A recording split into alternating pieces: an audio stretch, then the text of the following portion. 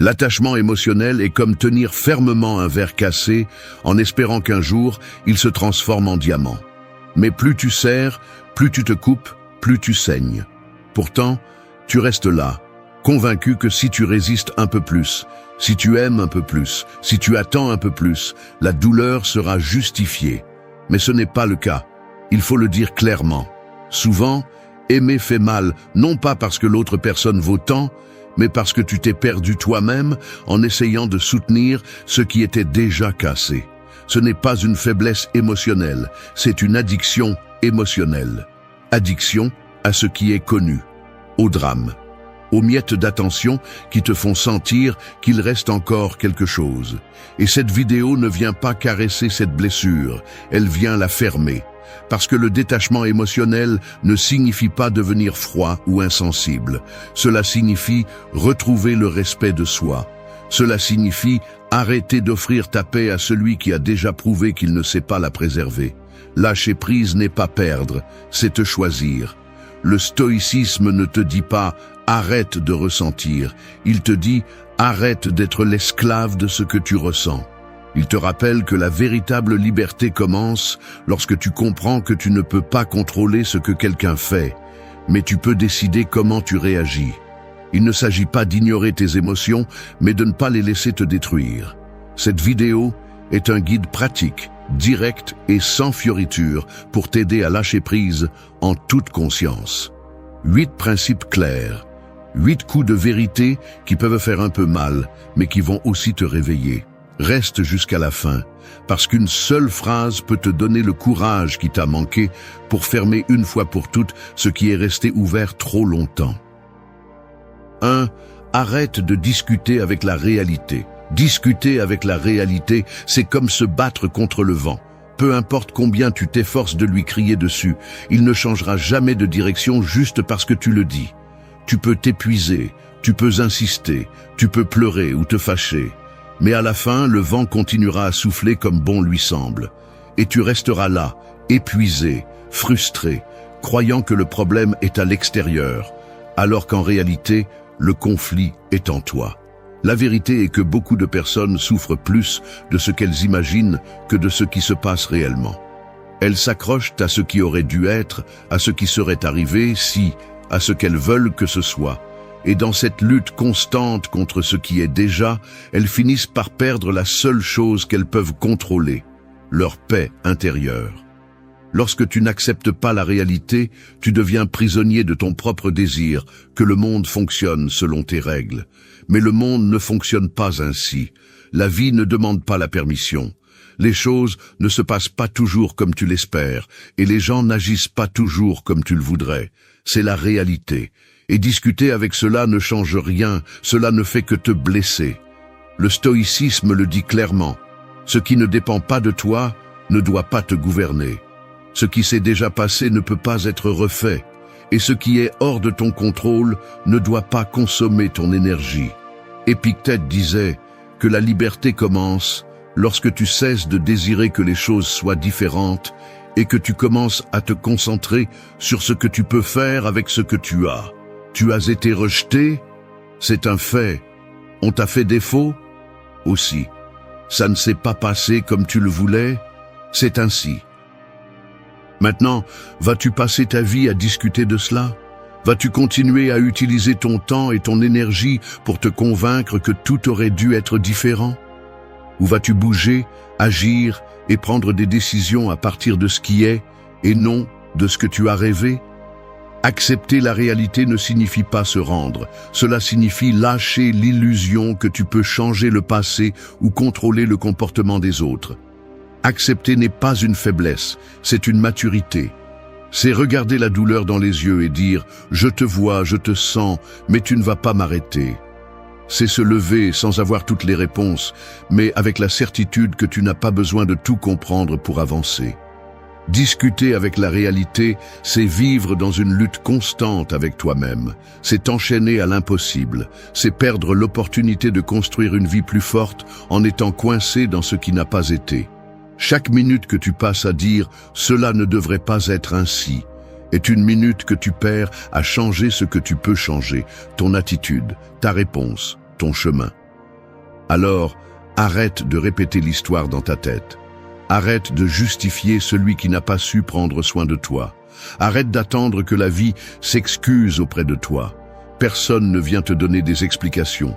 Et si tu continues à les exiger, tu resteras à attendre devant une porte qui est déjà fermée. Le détachement commence lorsque tu arrêtes de demander à la réalité d'être différente et que tu décides d'agir avec force à partir de là où tu es. Parce que c'est seulement à partir de l'acceptation que naît le véritable pouvoir. Non pas le pouvoir de changer ce qui s'est déjà passé, mais le pouvoir de te changer toi-même. 2. Ne mendie pas là où tu as déjà été ignoré. Mendier de l'amour, de l'attention ou du respect est comme essayer de remplir un puits sans fond avec les mains vides. Peu importe combien tu donnes, combien tu espères, combien tu t'humilies, de l'autre côté, il n'y a jamais assez. Et dans le processus, la seule chose que tu fais est de te vider toi-même. Plus tu supplies pour le minimum, plus tu te convaincs que tu ne mérites rien de plus. Mendier n'est pas de l'insistance, c'est de l'abandon de soi. Il y a des gens qui t'ignorent et qui ont encore du pouvoir sur toi, non pas parce qu'ils valent tant, mais parce que tu leur as donné ce contrôle. Tu leur as donné la permission de te traiter comme une option, d'être là quand ils veulent, de partir quand ils en ont envie. Et chaque fois que tu décides de rester en attendant un signe, un mot, une petite preuve d'intérêt, tu renforces l'idée que ta valeur dépend du fait qu'ils te choisissent. Du point de vue stoïcien, c'est une chaîne auto-imposée. Épictète disait que personne ne peut te faire du mal sans ton consentement, et cela s'applique ici. Quand tu supplies pour de l'attention dans un endroit où tu as déjà été ignoré, tu dis au monde que tu n'as rien de mieux à t'offrir, que tu préfères te contenter de miettes plutôt que de rester seul avec ta dignité.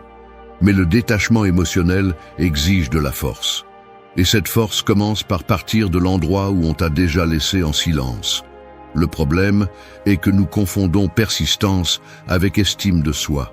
Nous croyons que l'insistance est une preuve d'amour, alors qu'elle est souvent un signe de peur. Peur de ne pas trouver quelque chose de mieux, peur du vide, peur d'affronter la vérité, qu'on ne te valorise pas, qu'on ne prend pas soin de toi, qu'on ne te considère pas. Mais ignorer cette vérité ne la rend pas moins réelle. Elle ne fait que la prolonger. Et plus tu prolonges l'inévitable, plus la fin te fait mal. La pratique stoïcienne t'invite à observer avec objectivité. Qu'est-ce que tu reçois réellement de cette personne ou de cette situation? Combien donnes-tu toi-même?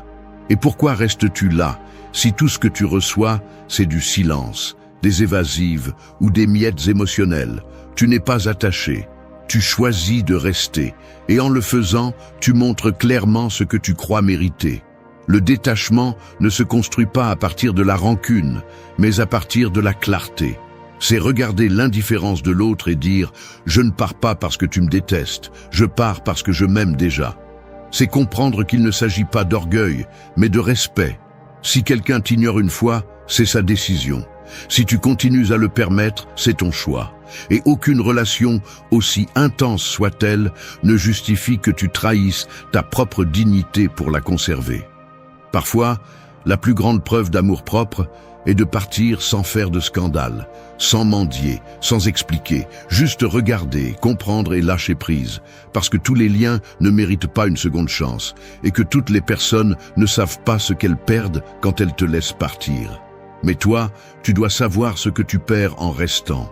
Il ne s'agit pas de haïr, il s'agit de s'éloigner, de fermer la porte fermement, même si ça fait encore mal à l'intérieur.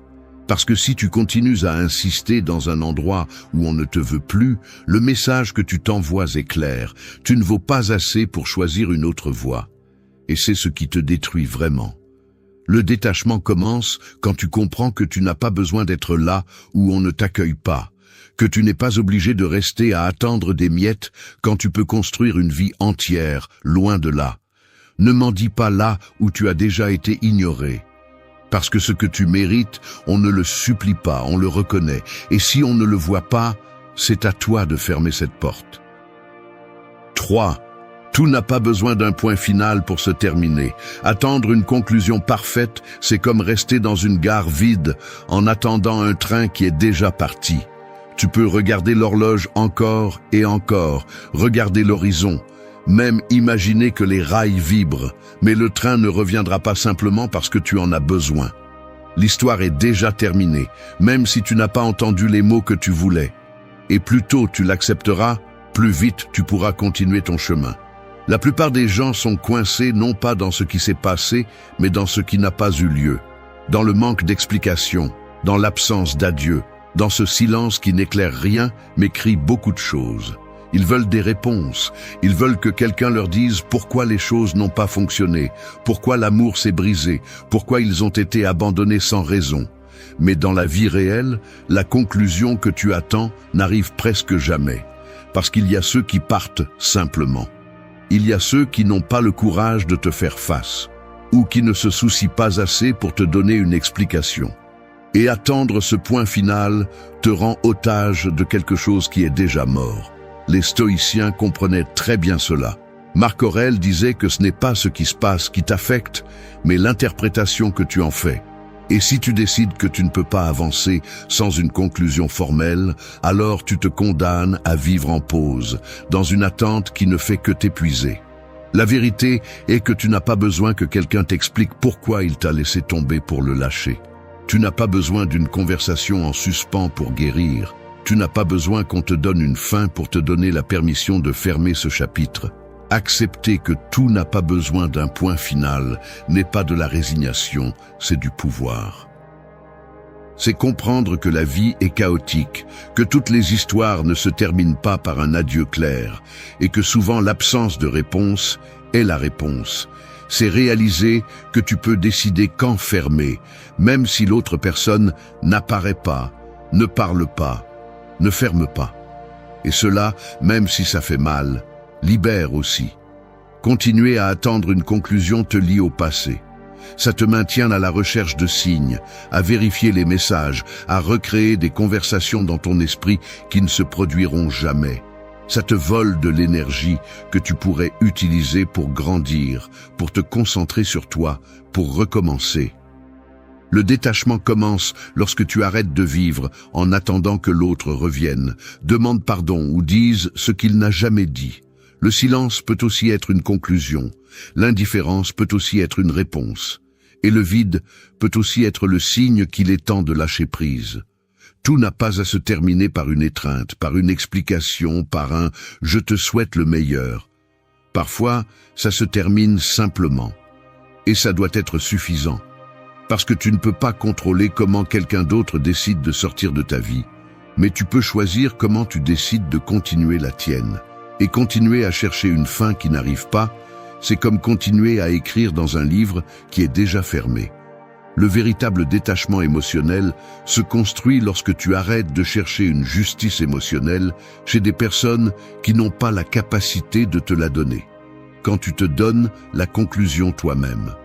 Quand tu comprends que ta valeur ne dépend pas d'un adieu digne, mais de ta capacité à mettre le point final, même si l'autre ne l'a jamais écrit. Et c'est là que commence ta liberté, à ce moment précis où tu arrêtes d'attendre et décides de lâcher prise. 4. Fais du silence ta plus grande déclaration. Le silence est comme un mur d'acier invisible. Il ne crie pas, ne frappe pas, ne discute pas, mais impose le respect. Lorsque tu l'utilises avec intention, il devient un signal plus fort que 1000 mots. Dans un monde où tout le monde parle, justifie, explique et supplie, celui qui garde le silence a le contrôle. Non pas parce qu'il n'a rien à dire, mais parce qu'il n'a plus besoin de dire quoi que ce soit. Il y a des moments où continuer à parler est une forme déguisée de mendicité. Expliquer encore et encore ce que tu ressens, essayer de faire comprendre à l'autre, justifier pourquoi tu es blessé, pourquoi tu as réagi comme tu as réagi. Mais si l'autre personne ne veut pas comprendre, elle ne le fera pas, peu importe combien tu insistes. Et à ce stade, chaque mot que tu lâches ne communique plus, il ne fait que t'épuiser. C'est là que le silence devient ta meilleure réponse. Parce qu'il parle de maturité, de contrôle, de force. Le silence n'est pas une reddition, c'est une décision. Ce n'est pas une faiblesse, c'est une maîtrise. Du point de vue stoïcien, le silence a une valeur sacrée. Sénèque disait que parfois, le plus grand pouvoir réside dans ce que tu décides de taire. Parce que tu n'as pas besoin de prouver quoi que ce soit quand tu as la clarté. Tu n'as pas besoin de crier ta vérité pour qu'elle soit valide. Il y a des vérités qui se tiennent toutes seules, même si personne ne les applaudit. Et lorsque tu choisis le silence, tu montres que tu n'es plus en mode défensif. Tu n'as plus besoin de convaincre. Tu n'attends plus d'être écouté par celui qui ne veut pas entendre. La plupart des gens réagissent de manière impulsive. Ils répondent à tout. Ils justifient chaque action. Ils cherchent à avoir le dernier mot. Mais quand tu apprends à te retenir, quand tu décides de ne pas entrer dans le jeu du drame ou du conflit, tu montres que ta paix vaut plus que ton besoin d'avoir raison. Tu dis « Je sais qui je suis, je n'ai pas besoin de le prouver tout le temps ». Le silence fait aussi mal, à celui qui le reçoit bien sûr. Parce que celui qui espérait que tu continues à t'expliquer, à te défendre, à t'excuser ou à supplier, est confronté au vide que laisse ton absence. Et ce vide parle plus que n'importe quel discours. Ton silence est une façon de lâcher prise sans avoir besoin de faire des scandales. C'est fermer sans claquer la porte, mais avec fermeté. C'est regarder calmement et tourner le dos sans crier parce qu'il n'y a plus rien à dire. Fais du silence ta déclaration la plus forte. Utilise-le comme réponse quand on te provoque, quand on te minimise, quand on essaie de te ramener au chaos. Parce que le silence bien utilisé est une stratégie, un bouclier, une armure. Tu n'as pas besoin d'entrer dans toutes les discussions pour gagner. Parfois, la vraie victoire est de ne pas descendre à ce niveau. Ne pas donner d'explication là où il n'y a plus de respect. Ne pas investir d'énergie là où il n'y a plus de réciprocité. Et bien sûr, c'est difficile, parce que nous sommes programmés pour parler, pour nous défendre, pour crier quand nous nous sentons blessés. Mais le détachement émotionnel se renforce lorsque tu parviens à rester calme, alors que tout autour de toi essaie de te ramener au bruit. Quand tu décides de te taire, non pas par peur, mais par respect pour toi-même. Parce que tu sais que tu as tout dit, et s'ils n'ont pas compris, alors ils ne le feront pas, même si tu le répètes 1000 fois de plus. Se taire n'est pas disparaître. C'est apparaître avec force à un autre niveau. Un niveau où tu n'as plus besoin de t'exposer pour te valider, où ton silence est le signe que tu t'es choisi, que tu as lâché prise, que tu as compris que tout ne mérite pas une réponse. Alors utilise-le comme ta meilleure arme, non pas pour te venger, non pas pour manipuler, mais pour montrer que tu n'es plus là, ni à l'intérieur, ni à l'extérieur. Parce que celui qui parvient à maîtriser son silence n'est plus attaché, il est en paix. 5. Ne justifie pas ta paix. Protéger ta paix intérieure est comme construire une maison au sommet d'une montagne. La vue est magnifique, l'air est pur, la tranquillité est réelle. Mais tout le monde n'est pas prêt à grimper avec toi pour la voir. Certains restent en bas, lançant des pierres, critiquant, remettant en question ton silence, ta distance, ta façon de vivre. Et toi, par habitude ou par culpabilité, tu redescends juste pour leur expliquer pourquoi tu as choisi le sommet. Mais tu n'as pas à le faire. Tu n'as pas à justifier à personne la paix que tu as choisi de construire. Beaucoup de personnes vont te demander des explications lorsque tu cesseras de répondre comme avant, lorsque tu poseras des limites, lorsque tu t'éloigneras du chaos. Ta tranquillité les dérangera parce qu'ils vivent encore au milieu du bruit. Et comme ils ne peuvent pas te contrôler, ils essaieront de te faire te sentir coupable. Ils te diront que tu as changé, que tu n'es plus le même, que tu es distant, froid, indifférent. Mais le problème n'est pas toi. C'est leur malaise à voir que tu ne réagis plus comme ils l'espéraient. De la philosophie stoïcienne, la paix intérieure n'est pas un luxe, c'est une responsabilité. Épictète disait que les gens ne sont pas perturbés par les faits, mais par l'interprétation qu'ils en font. Et lorsque tu décides de protéger ta paix, tu changes l'interprétation. Tu ne cherches plus à avoir raison, à gagner des discussions, à plaire à tout le monde. Tu choisis de répondre avec équilibre ou simplement de ne pas répondre. Et cela désarme quiconque est habitué à te voir faible, réactif, émotionnellement disponible à tout moment. Tu n'as pas à expliquer pourquoi tu ne t'exposes plus à certains environnements, pourquoi tu t'es éloigné de certaines personnes, pourquoi tu as cessé de t'impliquer dans des situations qui auparavant t'épuisaient. Ta paix ne se justifie pas, elle se protège. Tu n'as pas besoin d'écrire un discours chaque fois que tu décides de protéger ton énergie. Tu n'as pas à convaincre quiconque que la tranquillité est meilleure que la vie dans le conflit. S'ils ne comprennent pas, ce n'est pas ton problème. Tu as déjà compris quelque chose qu'ils ne voient pas encore. Le besoin d'expliquer tout vient souvent de la peur d'être rejeté. Nous voulons que les autres comprennent nos décisions pour sentir qu'ils continuent à nous approuver. Mais quand tu as besoin d'approbation pour avoir la paix, alors cette paix n'est pas la tienne, elle est empruntée. Et ce qui est emprunté, tôt ou tard, se paie. La paix authentique naît lorsque tu comprends que tu n'as pas à demander la permission de protéger ce qui te fait du bien, que tu n'as pas besoin d'être compris pour être en équilibre, qu'il y a des décisions qui se prennent en silence et qui n'ont pas besoin d'être validées par quiconque. Ne justifie pas ta paix, défends-la, protège-la comme quelque chose de sacré, parce que dans un monde où tout est bruit, distraction et réaction automatique, la tranquillité intérieure est un acte de rébellion, une déclaration de pouvoir, une limite ferme qui dit « je n'entre plus ici, cela ne me concerne plus, cette énergie n'est plus la bienvenue ». Et celui qui te valorise vraiment ne te demandera pas de renoncer à ta tranquillité pour t'approcher. Il montera avec toi au sommet, ou du moins, il respectera ta décision de rester là. Les autres ne comptent tout simplement pas. Non pas parce que tu les détestes, mais parce qu'ils n'ont plus de place là où tu te sens enfin en paix. 6. Pose des limites sans t'excuser pour elles. Poser une limite est comme tracer une ligne dans le sable juste avant une tempête. Ce n'est pas une menace, c'est un avertissement silencieux. C'est la façon dont tu te dis à toi-même « jusqu'ici j'arrive, à partir d'ici je ne passe pas ». Celui qui comprend respectera, celui qui ne comprend pas essaiera de l'effacer. Mais cela ne signifie pas que tu dois t'excuser de l'avoir marqué. Au contraire, chaque fois que tu te sens coupable de te protéger, tu cèdes du terrain émotionnel qui t'appartient. La vérité est que nous avons été éduqués à nous sentir coupables de nous prioriser, à croire que poser un stop est synonyme d'égoïsme, que dire non est un manque d'empathie, que prendre de la distance est un acte de froideur. Mais c'est un mensonge qui ne sert qu'à te maintenir disponible, manipulable, épuisé.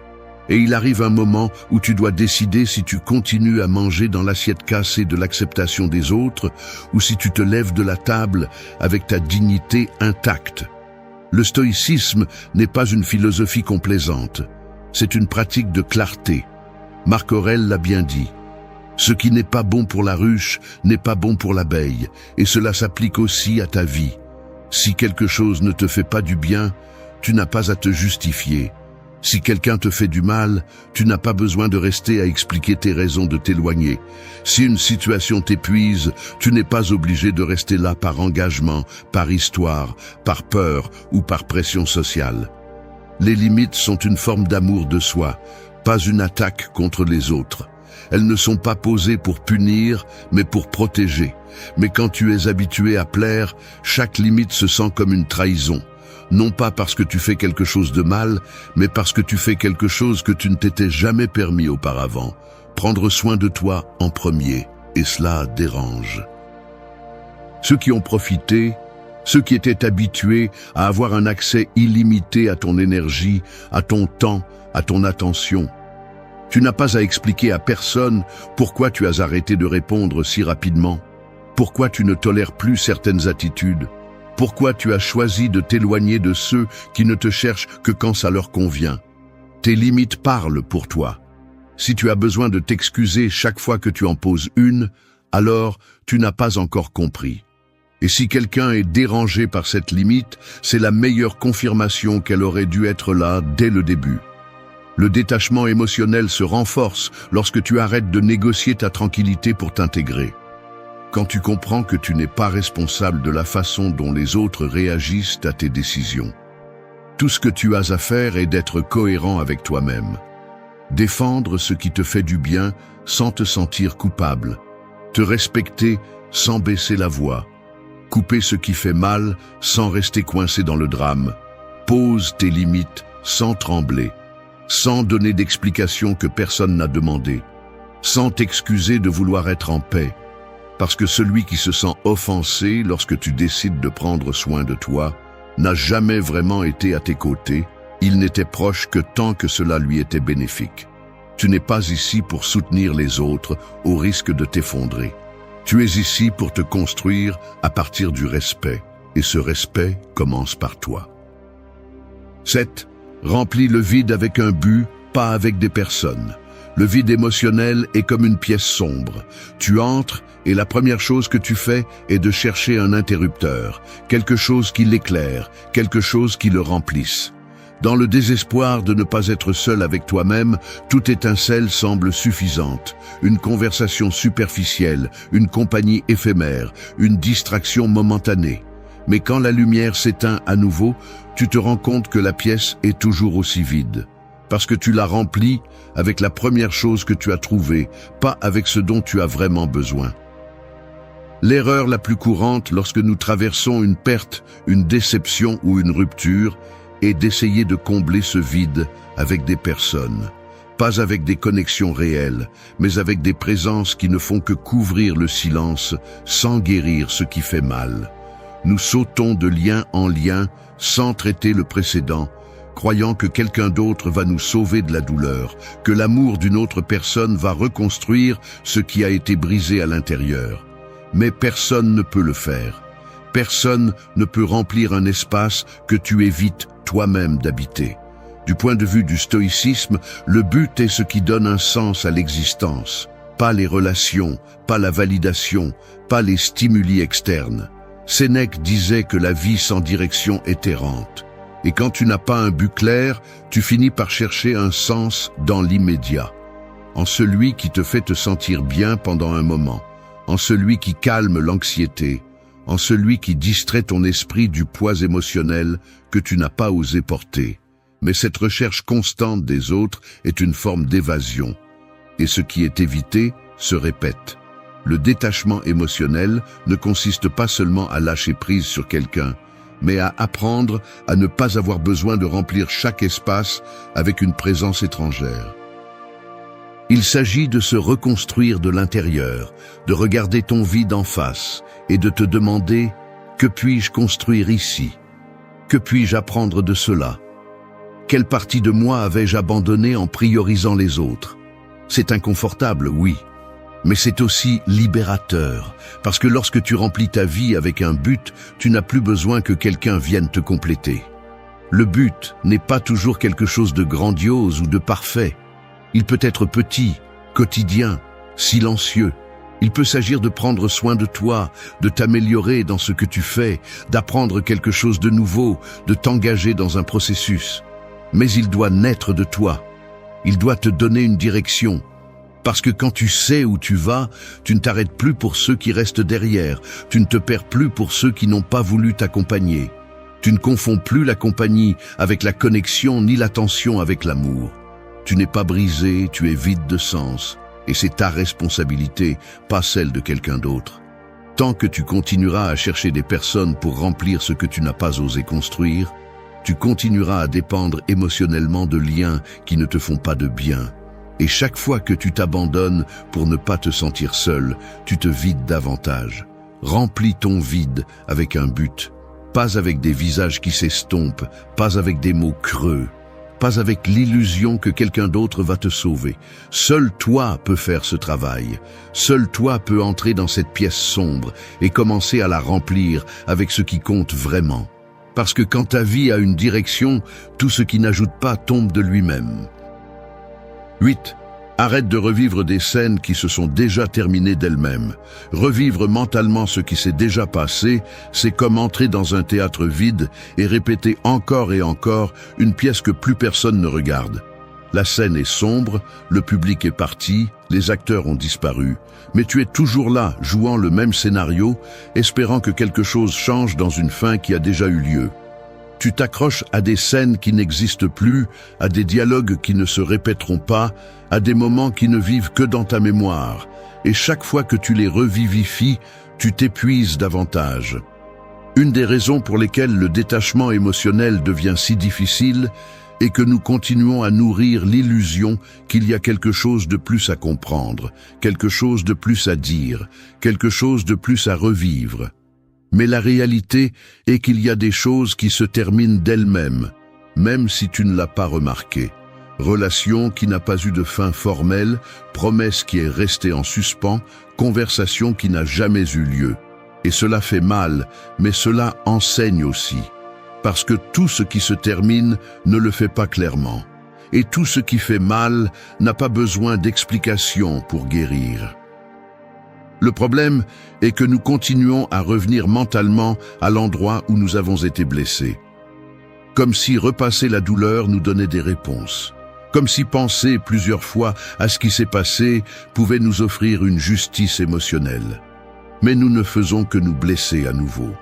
L'esprit devient un lecteur qui ne s'arrête pas, faisant tourner en boucle une scène qui ne peut plus être modifiée. Et ainsi, tu t'éloignes du présent, tu te déconnectes du maintenant. Tu restes coincé dans ce qui n'est plus. Le stoïcisme enseigne que nous ne sommes pas ce qui nous arrive, mais ce que nous faisons de ce qui nous arrive. Marc Aurèle a écrit que l'obstacle est le chemin, mais cela ne signifie pas que tu dois rester immobile devant l'obstacle en répétant comment il t'a fait tomber. Cela signifie que tu dois le traverser, apprendre, te relever et continuer. Revivre mentalement la douleur n'est pas un apprentissage, c'est de l'autodestruction. Ce n'est pas de la réflexion, c'est de l'obsession déguisée en analyse. Chaque fois que tu rejoues dans ta tête cette dispute, cette trahison, ce moment qui t'a brisé, tu perds de l'énergie vitale. Tu donnes de l'espace à quelque chose qui est déjà parti. Tu donnes du pouvoir à une situation qui n'a plus d'impact réel, sauf celui que tu lui donnes en continuant à la revivre. Et c'est un choix. La douleur n'a peut-être pas été de ta faute, mais rester à la répéter est de ta responsabilité. Le détachement émotionnel exige que tu fermes ce que la vie a déjà fermé pour toi, que tu arrêtes de chercher justice dans ce qui était injuste, que tu acceptes que toutes les fins ne sont pas propres et que souvent il n'y a pas d'acte final ni d'applaudissement. Juste un rideau qui est tombé en silence. Et ce silence doit être suffisant pour que tu avances. Non pas par fierté, mais pour ta santé mentale, parce que tu ne peux pas vivre en traînant chaque scène inachevée comme si ton histoire dépendait de ce que tout se termine de manière cohérente. La vie n'est pas toujours logique, mais elle peut être libératrice si tu choisis de lâcher prise. Tu n'as pas besoin de continuer à jouer cette pièce. Tu n'as pas besoin de rester dans ce théâtre vide. Tu peux sortir, écrire un nouveau scénario et vivre une histoire différente. Mais d'abord, tu dois éteindre ce projecteur qui insiste pour rejouer de vieilles scènes. Arrête de revivre ce qui s'est déjà terminé. Le véritable détachement n'est pas d'oublier, c'est de choisir de ne pas y retourner.